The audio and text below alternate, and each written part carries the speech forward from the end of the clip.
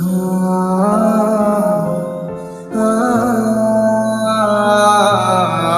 ছেলে রে এত আশকারা দিয়ে মাথায় দিল না। আমি কেন আমার বোনের গহনা চুরি করতে যাবো? আব্বা, আমি কোনো কিছু চুরি করিনি। সে বাপের জায়গা বিক্রি করে, সেইখান থেকে কমিশন খাইছে 10 লাখ টাকা, সেই টাকাও জোয়ার বোর্ডে হারছে। তোমার আর আমার বিয়ে হওয়ার কথা ছিল। এই কালা ছেলেটা ওর বয়সে এতিম হয়ে গেল। এতিম কি? ওনারা আমারে এতিম কয় কেন? এতিম হইল আল্লাহর প্রিয় বান্দা। এই দুনিয়া যার কেউ নাই, তার সাথে আল্লাহ থাকে। ভাইজান, তোমরা আমার জন্য যেটা ভালো মনে করো সেটাতে আমি রাজি। আমার রসুলের ভালোই আমার কাছে সব ভালো। বাবা, তুই ঢাকায় যাবি, সেখানে তুই নতুন বাবা পাবি। যাবি ঢাকায়? সত্যি কইতাছো? সত্যি কথা কইতাছি। তোমরা রসুলকে কই পাঠাও? তোমরা তো ভালো না, তোমরা রসুলকে বিদেশ পাঠায় দিচ্ছ। কেজি পটল 1 কেজি, টাকাটা দিয়ে দাও। শরীরটা ভালো লাগতেছে না। বা রসুল, তোর আব্বার শরীরটা ভালো লাগতেছে না, তোর বাজারে যাইতে হবে। সমস্যা নেই। এই বয়সে বাজারে যাবে না তো কি করবে? সারাদিন বাসার মতো বসে বসে এটা করা শিখা। আপনি সবসময় ওর সাথে এইভাবে কথা বলেন কেন? আমি দেখছি যে আপনি খালি বকা দিয়ে কথা বলেন। ও কি আপনার সন্তান না? ওর মনে কষ্ট লাগে না বুঝি? মনে কষ্ট পাওয়ার বিষয় না, বাস্তবতাটা চিন্তা করো তুমি।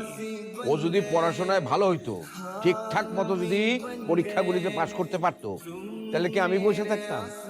কোনো কিছুর মধ্যেই তো নাই।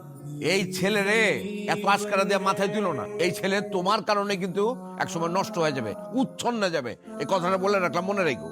সারাদিন এই বয়সে বসে বসে বাপের মাথার মধ্যে বসে খাবে খালি, আর তো কোনো কাজ নেই তার। মন খারাপ করুন, দোষটা তো আমার। আমার বয়স হয়েছে, তারপরে তার বাজার কথা। নাইম, ভাইয়া তুই কি এখনই আসবি না তোর আসতে দেরি হবে? আচ্ছা শোন, আমি তোর হোয়াটসঅ্যাপে একটা অ্যাসাইনমেন্ট দিয়েছি, দোকান থেকে ওগুলো ফাইল করে আনবি।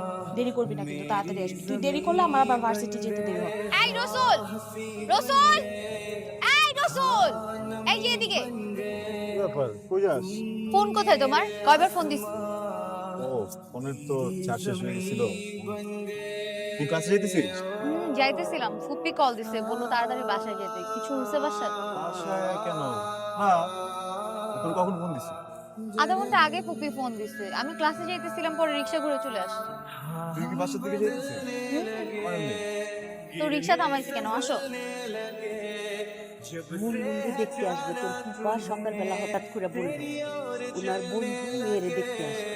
তাই নাকি? তুমি রসুলকে বলো নাই? ওর সাথে তো সকালেই দেখা হইলো, ওরা জিজ্ঞেস করলাম, ও কিছুই জানে না। আরে ওই পাগলরে জানাইলে তো হাউ কাউ করে পুরা বাড়ি মাথায় তুলতো। সত্যি, ওকে তো ঠিক চিনলাম না। এটা আমার ভাইয়ের মেয়ে, আমার একমাত্র ভাস্তি। ও ঢাকায় থেকে লেখাপড়া করে, অনার্সে পড়ে, ওর বড় খালার বাসায় থাকে। আর তোর মেয়েকে আমার মেয়ের ভাবি হিসেবে খুব পছন্দ হয়েছে। ভাবি আমার মনে হয় কি জানেন, ওদেরকে একটু একান্তে কথা বলতে দিলে ভালো হতো। সেটাই তো। ওদেরকে তো ঠিক চিনলাম না। আমার ছেলে নাইম আর ওই যে রসুল। মা, মন বেশি খারাপ হয়েছে বাবা, কষ্ট পাও না বাবা।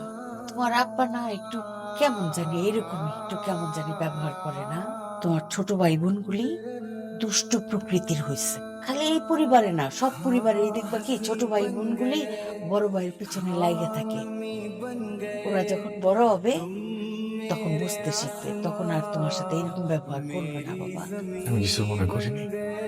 আমার ছোট্ট রসুল অনেক বড় হয়ে গেছে, সে মায়ের কষ্ট বুঝে। নিজের বুকের ভিতরে মায়ের কষ্ট ধারণ করো না। এই অন্তরটার মধ্যে অনেক মায়া রাখবো বাবা। আর তোমার ছোট্ট ভাই বোন দুইটারে দেখে শুনে রাখো। আমি তো আপনার অনেক ভালো মানুষ হবো আমার রসুল। কিভাবে পারতেছো নিজের বোনের বিয়ের কাজ করতে? তোমার জায়গা আমি হইলে না এই বাড়িতে কোনোদিন চেহারাই দেখাইতাম না। আমার বোনের বিয়ের কাজ করবো আমি, তুই না করার কি? আমি তোমার হবু বউ, তোমার বোনের বিয়ের ডেকোরেশন করতেছো, কিন্তু এটার আগে কি হওয়া দরকার ছিল?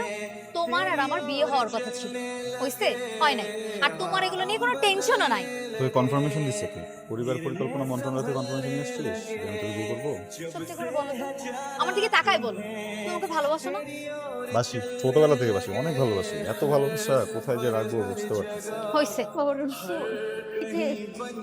মনের শ্বশুর বাড়ি থেকে যে গয়নাগাটি পাঠাইছিল সব বাক্স খালি, একটা গয়নাও নাই, সব গয়না চুরি হয়ে গেছে। আমি বুঝতে পারছি এই ঘটনা কে ঘটাইতে পারে।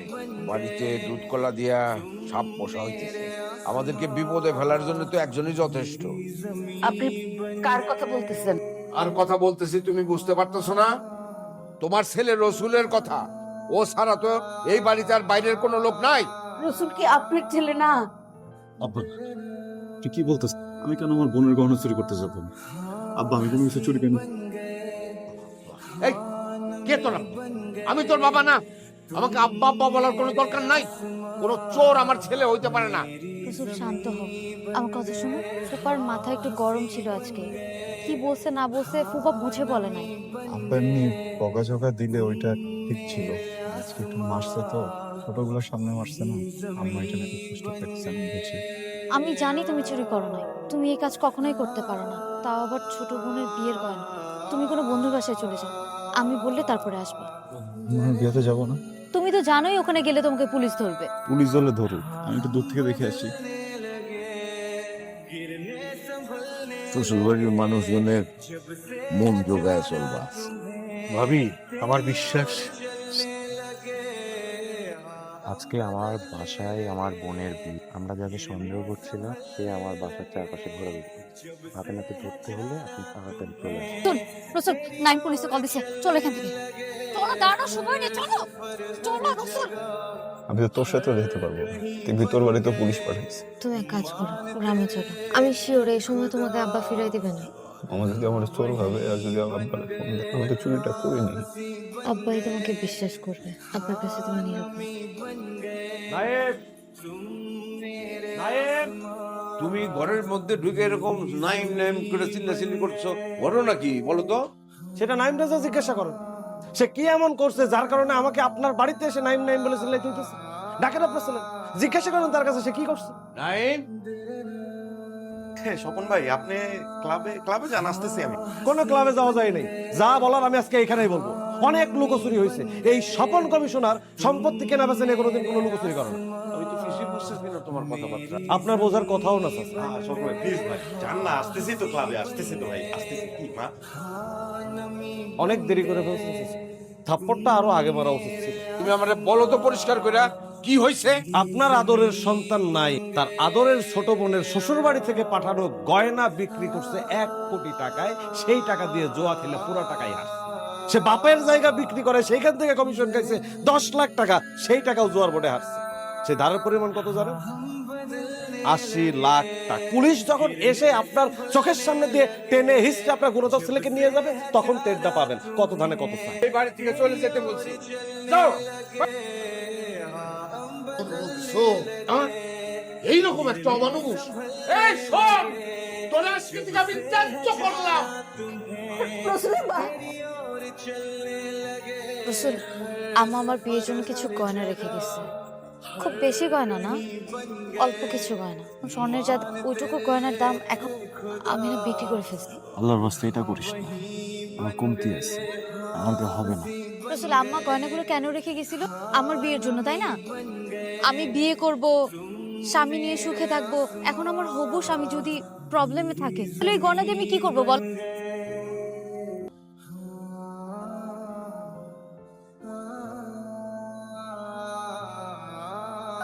উনি স্ট্রোক করেছে, তবে মাইনর। ওনার বাম পাশটা কোনো কাজ করছে না, আর এখন থেকে আপনাদের কোনো কথা রেসপন্স উনি করতে পারবে না।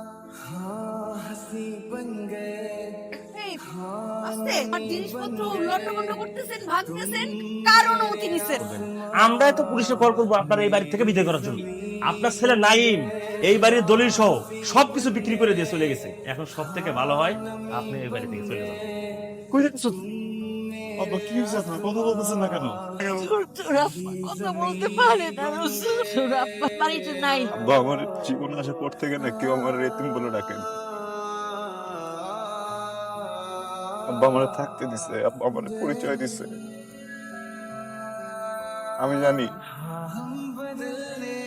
আমি তার অনেক কষ্ট দিছি, আমি তার মন মতো সবকিছু করতে পারি নাই। তারপর উনি কখনো আমার দূরে ঠেলে নাই। আম্মা আমার এই জীবনে আম্মা সম্পত্তি আমি কি করবো? আমার আব্বা যদি ঠিক না থাকে তুমি কও। আমার কিচ্ছু দরকার নেই, আমার কিচ্ছু দরকার নেই আম্মা। আমার তোমার দরকার, আমার আব্বারে দরকার, আমার আর কারো লাগবে না। আমি আপনার ছিলাম।